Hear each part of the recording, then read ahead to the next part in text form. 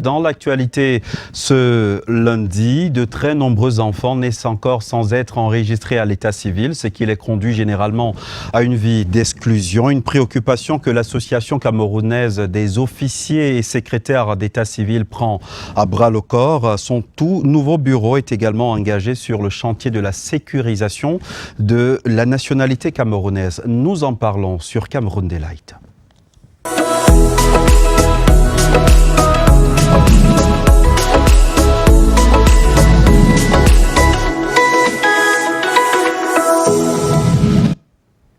Gérard Bruno Zambo, bonjour. Bonjour, monsieur Mohamed Nana. Merci de nous faire l'amitié de répondre à notre invitation sur le plateau de Cameroun Daylight. Vous êtes le président de l'Association camerounaise des officiers et secrétaires d'état civil. Vous venez de vous réunir en Assemblée générale, travaux qui ont débouché sur la mise sur pied d'un bureau exécutif, et la trame de ces travaux justement portait sur la sécurisation de la nationalité camerounaise. En quoi cela était-il urgent? Bien, s'il faut parler de l'urgence, on dirait tout simplement que le souci part de ce que depuis un certain temps, nous avons constaté que les pouvoirs publics se battent à mettre en place un système de modernisation du système de l'état civil camerounais. Et maintenant, à côté de ces efforts fournis par le gouvernement de la République, nous avons pensé qu'il fallait trouver un moyen de fédérer et de mutualiser le service et les efforts également des officiers et secrétaires d'état civil pour que la nation Cameroun puisse effectivement, sur le plan juridique, à travers les actes ou alors les faits d'état civil, puisse sécuriser sa nationalité. Pourquoi? Parce que ce sont les officiers et secrétaires d'état civil qui ont cette lourde responsabilité de constater les naissances sur le sol camerounais, et c'est à travers l'acte de naissance qu'on acquiert la nationalité camerounaise en partie, parce qu'on peut aussi l'acquérir à travers d'autres voies administratives qui sont portées naturellement par les autorités administratives compétentes, en commençant par le chef de l'État. Alors, les officiers et secrétaires d'état civil réunis en la COSEC, au cours de leur assemblée générale, avaient pris pour thème officiers et secrétaires d'état civil ensemble pour la sécurisation de la nationalité camerounaise, parce que c'est une lourde responsabilité. Vous avez le sentiment aujourd'hui que la nationalité camerounaise est bradée? Peut-être pas bradée, mais il faut anticiper.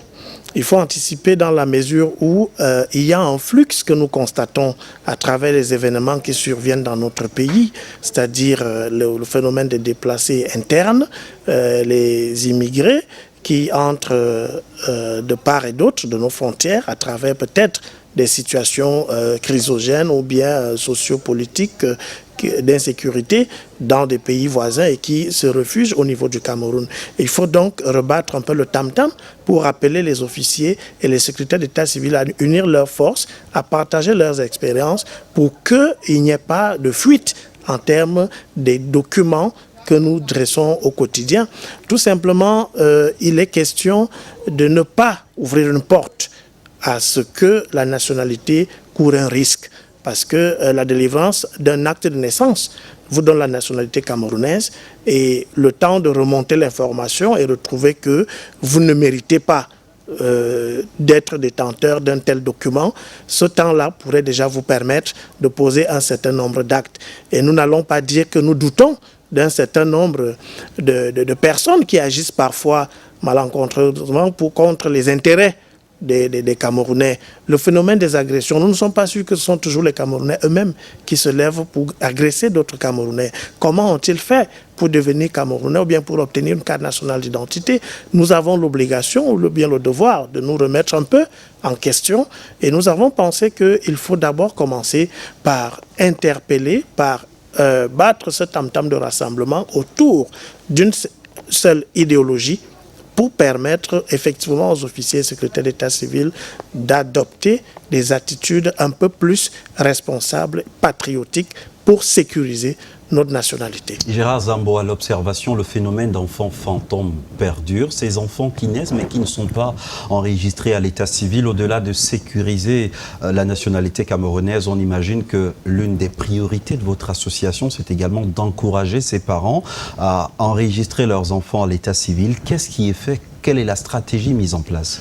Alors, comme le disait déjà le journaliste Norbert Zongo, de Regretter Mémoire, vous savez, ces enfants dits fantômes sont en quelque sorte, autant pour moi, un cliché qui peut faire peur pour l'avenir. Pourquoi? Parce qu'il s'agit effectivement de ces enfants au bord de la route. S'il faut prendre une image, quand vous traversez les grands carrefours de nos grandes villes, vous voyez un attroupement d'enfants qu'on a vulgairement appelé les enfants de la rue. C'est eux les enfants fantômes en partie. Parce qu'il y a aussi d'autres dans des villages, dans des maisons, un peu partout, qui n'ont pas d'acte de naissance. Ces enfants-là, donc, lorsque devenus grands ou adultes, vont se rendre compte que la société n'avait rien fait pour leur accorder une identité, pour leur attribuer un document qui pouvait leur permettre d'accéder librement à la vie civile, parce que c'est un droit fondamental, l'identité. Chaque individu doit avoir son identité bien constatée et établie à travers l'acte de naissance qui va lui donner un certain nombre d'avantages dans la société. Alors ces enfants-là devenus adultes vont accuser les responsables de la société qui, à leur temps, n'avaient pas pris sur eux de leur accorder de leur faire jouir de ce droit fondamental. À qui sera donc la faute? C'est nous qui sommes là présentement, qui devons prendre conscience de ce que nous ne devons plus laisser les enfants sans acte de naissance. Nous ne devons plus laisser que les familles continuent de garder les enfants sans acte de naissance. C'est une lourde responsabilité. C'est pour ça qu'autour de notre association, nous pensons qu'en aidant ou alors en venant en appui aux côtés du BUNEC, qui est le bras séculier de l'État en matière d'état civil au Cameroun, nous pourrons atteindre un certain résultat. Parlant de BUNEC, comment se fait la collaboration avec cette institution?